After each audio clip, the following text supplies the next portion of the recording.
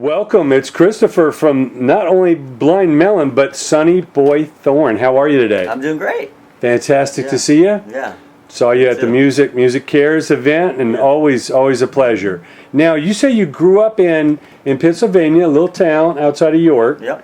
Tell us how and at what age you started really getting into music, wanting to play, your own original music, and how you eventually came to, form BlindMelon. Well, I probably started playing guitar at maybe 12 or 13. I remember it was a Christmas present, I had a Hondo, a little black Hondo was my very first guitar. And it's funny, I remember, somebody asked me this recently, I remember the first time it hit me that I wanted to do this. And my parents had one of those like 70s intercom systems that you could play music. Yeah. So I remember being outside in the summer, and I was really young, maybe, I don't know, 10, 11, 12. And I remember hearing Sympathy for the Devil came on. And it scared the fuck out of me.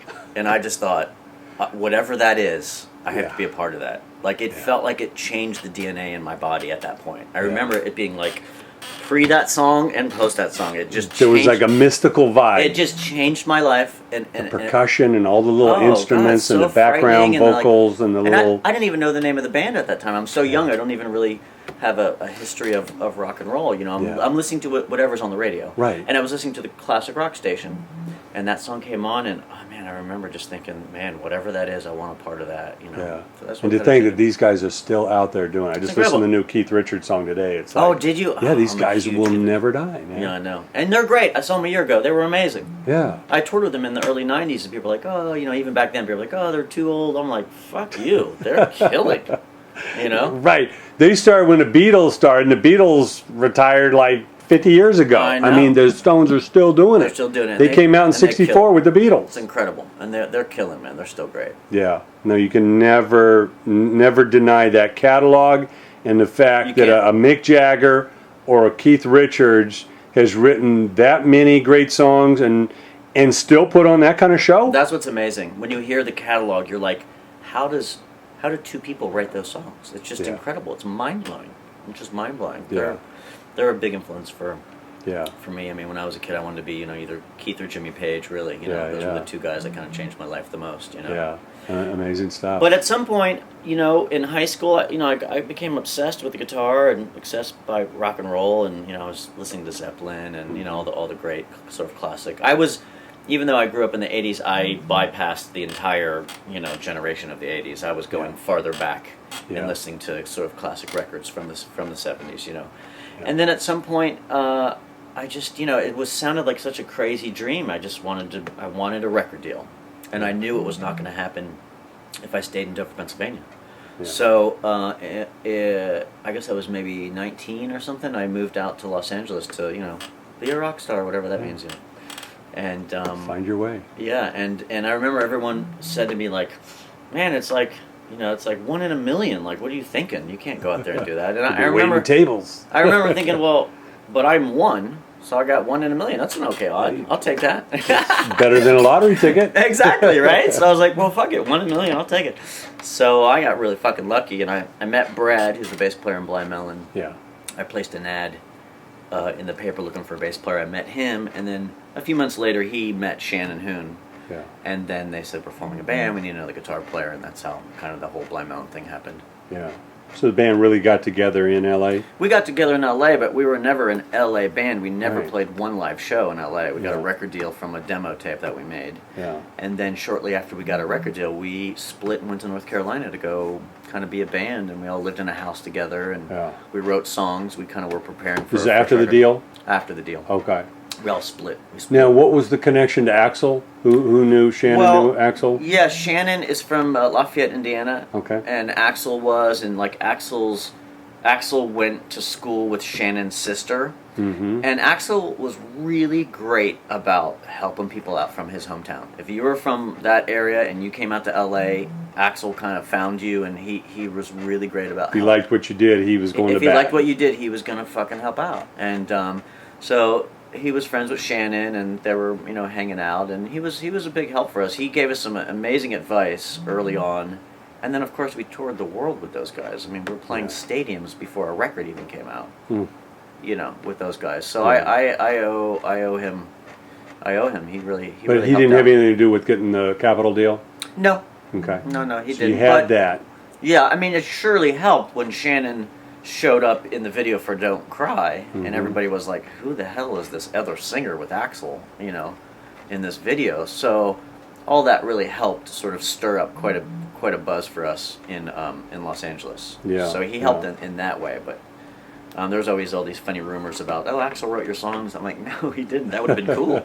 I would love to have written with Axl, but Right, but, especially these days, the internet. There's wives' tales Oh, it's and so funny. rumors It's and so funny. lies People are every like, day. oh, Shannon's Axl's brother. Like, we used to read the funniest stuff, you know. But Right, no, right. that's true. Yeah.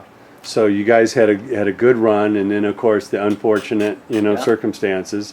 But what did you learn the most from playing in that band? That whole experience was obviously life changing for you, and then it kind of was pulled out from underneath you.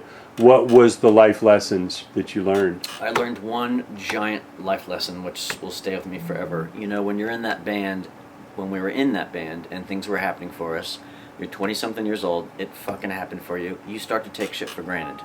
And you start to think that it's your right to get on stage and play for people every night. And then one day somebody calls and goes, guess what? It's over. And then you go, holy shit. And you realize what a privilege it is to go out there and to tour and to play for people is a privilege. So, you know, there was times when, you know, we were all complaining and being little bitches, you know, like complaining about being on the road or being tired, or I don't complain about any of that stuff right now. Yeah. You know what I mean? There's a lot of people who love to take your place. Hell yeah, there's a million guys right behind you who are like, oh, you don't want to get up early and go to the radio station? I will.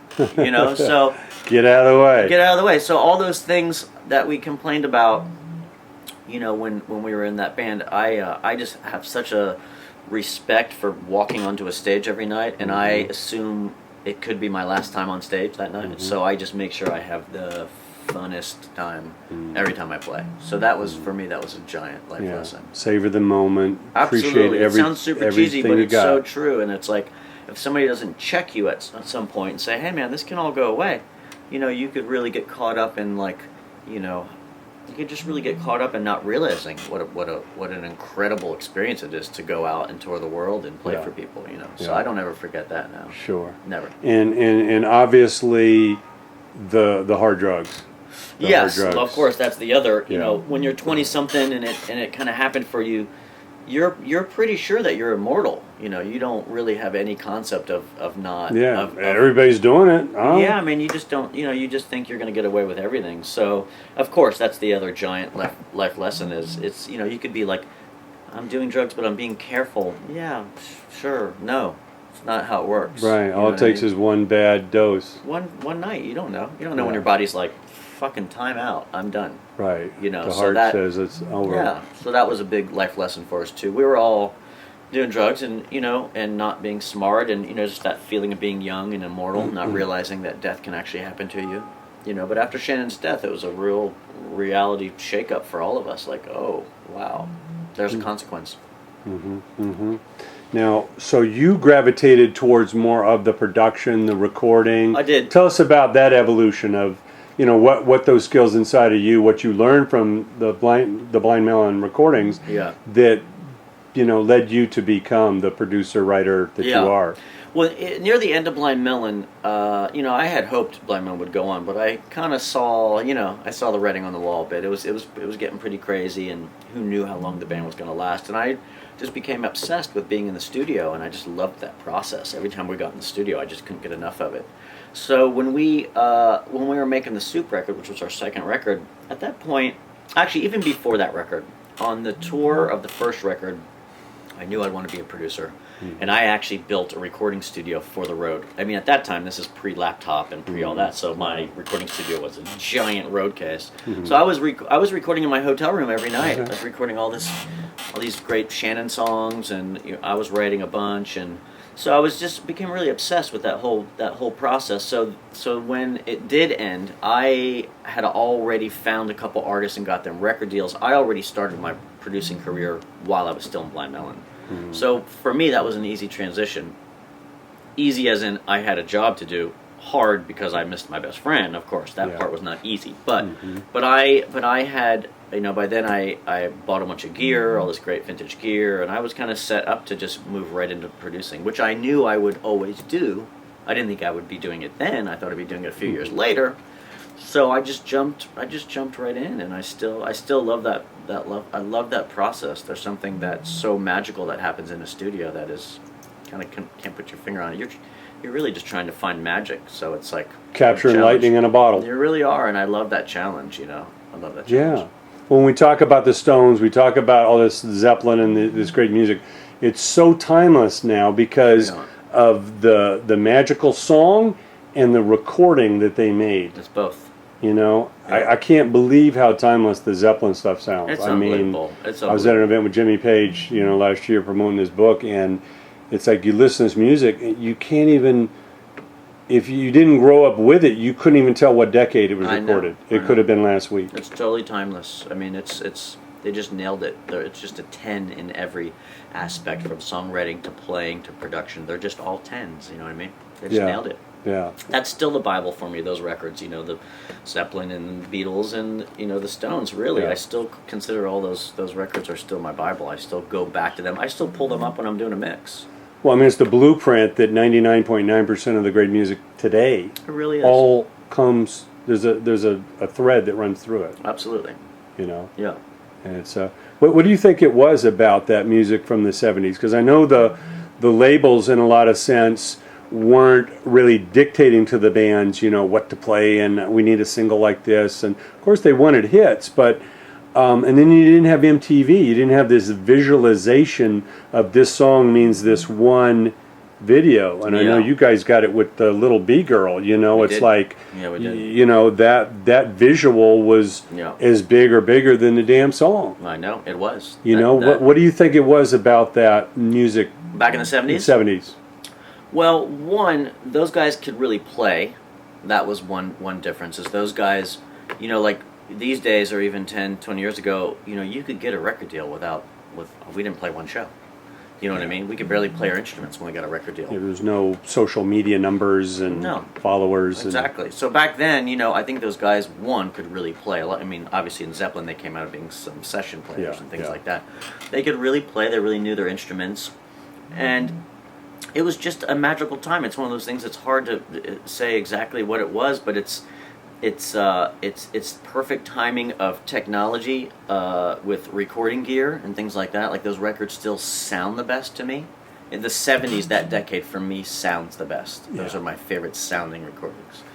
And they wrote great songs. They were inspired.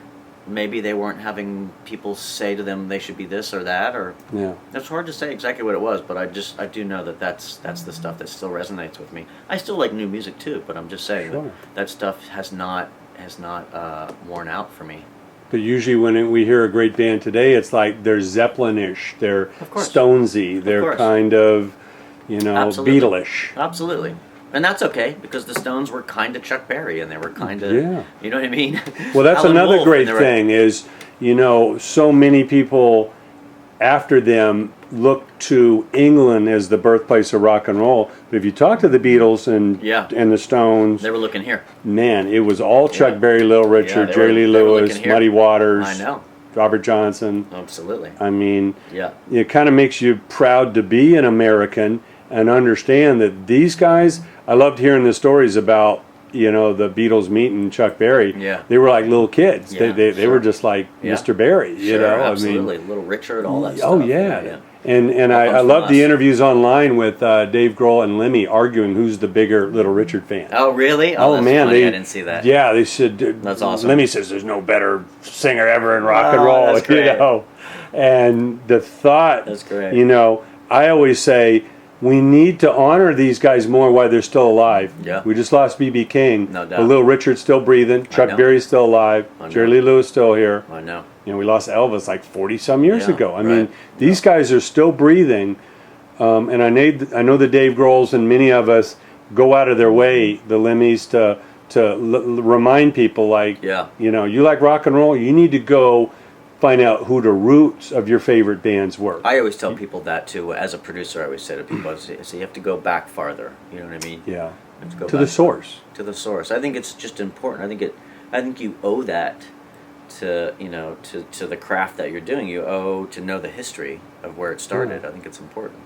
Well, it's kind of like the lines on a tree. You know, if you want to get to the core of the tree where this grew from its roots, that's the most vital part of that tree. Absolutely. All these other layers and things that came on afterwards are just built on top of the source. Yeah, absolutely. You know what I mean? Yeah. So important. that's great that you had that upbringing and incredible, history. Now tell us about Sonny Boy Thorn. And I know your partner Davey was someone you had admired greatly. Tell us about, finding him, what about his songs you love so much, and what the combination was that made you want to form this band together.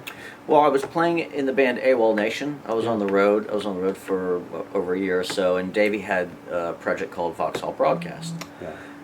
And I loved being in AWOL Nation. Great friends. I had a great time. But once again, I was a sideman as opposed to a guy that was really a part of something, that was building something. So I knew I wanted to at least do a side. At the time, I said to Davey, "Let's do a side project." And I met Davey because I produced Vauxhall Broadcast about a year before I joined AWOL Nation. Mm-hmm. Fully blown away by Davey. Like, I was so floored, by his, by his talent, by his voice, by his songwriting skills, and he's just a rad guy to hang out with. So when I had some time off, I said, look, when I'm off the road and you have some time, let's get together and write songs and just put out a side project. At some point, I left AWOL and Vauxhall Broadcast ended. So then it just kind of turned into like more of a full-time thing, and we just started writing songs together. And around the same time, I owned the studio in Silver Lake. I was kind of doing these jam nights. Mm-hmm. Friends would come over, be a party, we just jam and just play for the sake of playing, like how you're supposed to, right? Yeah. With no agenda at all. Right. At some point, the two worlds kind of came together, where it was like Davey and I had these songs that we were working on, and then we'd have a jam night, and then we'd say like, well, hey, let's just record these songs. So that's how the record kind of started, and it was really just Davey and myself recording, and then we'd have these jams, and somebody would come in, or somebody would come into town, like Glenn from BlindMelon was in town one weekend. Mm-hmm. We cut 3 or 4 songs with him. My buddy from Maroon 5, the drummer Matt Flynn, lives down the street. He was coming over in between tours, so it just kind of turned into like, who's around, who wants to come by, we have a case of beer, come on over, let's make some music. Mm-hmm. And that's how the whole project kind of started. And then after a certain period of time, we just looked at this body of work and went, wow, this feels really good, I mean, for me, I just wanted to build sort of the perfect band. I wanted to make, as a producer, you have to be selfless, and every record you make is for the artist. You're trying to help them. Mm-hmm. And I just had done that for so long. I wanted to make like a selfish record. I wanted to make a record that turned myself on, basically. Yeah. That sounds funny. Sure. You say self-indulgent, and it kind of sounds bad, but I mean it in a good way. I just was trying to please myself and Davey. You had the music inside of you. You wanted to bring it out. Yeah, I just want to do something that I wanted to listen to. As opposed to as a producer, you're always kind of doing it for the artist. So it was one way to kind of flex that part of me that felt like I needed to get that out of my system. So that's how the record started. And then that went on for a long time. A bunch of different people. Rami from the Foo Fighters, and he was in the Wallflowers. Mm-hmm. He's a good friend of mine. He played on most of the record whenever he was around. And then now we're just kind of launching it. I feel really good. I mean, for me, my favorite record in BlindMelon was the Soup record, and which was 20 years ago. Actually 20 years ago this year. And for me, this is the best record, personally, that I feel like I've made since the Soup record. And so I feel like I want to go tour the world. Yeah. And I hadn't felt that in a long time, that feeling of wanting to really get out there and do it. But this record made me go, I got to get out and play again. Wow. Starting again. It's amazing. Yeah. Well, I know it's fulfilling to you to get that music out of you. What do you feel that this band offers the musical landscape out there? Because, a lot of us music lovers are always looking for real singers, real songs, and real players. I think that's it. You just said it. You know what I mean? Like, have we reinvented the wheel? Fuck no. Not at all. But this is our version of it. Mm-hmm. And it feels like there's great players. The songs are great. And I took everything I learned in all my previous bands and everything I learned as a producer, and I tried to make a record that I feel like will have some legs and will be, like, you want to make a classic record, you want to make something that doesn't feel dated, that doesn't burn out in 6 months when the new trend, after sort of, the synth thing or whatever, whatever the new phase is. I'm staying my course. I had a great career with just staying my course and never trying to follow what the new thing was. BlindMelon did that. We were not grunge. We were not all the shit that was going on in our around our world. And even in AWOL Nation, Aaron kind of just stayed on his course. He was not really listening to anything. He definitely did something that was unique, but he wasn't trying to follow radio. Yeah. And so for me, I just wanted to make a really authentic record. I think fans are smart and not dumb. I hate when people go like, fans are dumb, you can feed them anything. I'm like, no, fuck that. Fans are super smart, and they can smell when you're not authentic. So for me, I just wanted to make a really authentic, a rock and roll record. No samples, not that I have anything against that, but for me, I just wanted to make a rock and roll record. I also was missing, you listen, we're talking about the Stones and Zeppelin. You hear this fire in those recordings, you know what I mean? And some of the new rock bands, they felt like they were castrated to me a little bit. Like I was missing a little the wildness. Yeah, they sand down the edges. A little bit. And that's what was bothering me. When I listen to Exile on Main Street, it still gives me chills because there's a craziness that's going on. And as a producer, I learned how to kind of create that feeling in the studio, and that was one of the on the rock songs on Sonny Boy Thorn, we try to create that feeling. And sometimes that, you get there by kind of, unwinding a bit, so some of those recordings are a bit unwound, and that's why it sounds like it's on fire, I think, you know what I mean? So that was one of the things I wanted to accomplish with the record too. I wanted a band to feel like a live rock and roll band, Amazing. Now, obviously you had great success with Sail, with AWOL Nation, a staple here on K-Rock and alternative radio.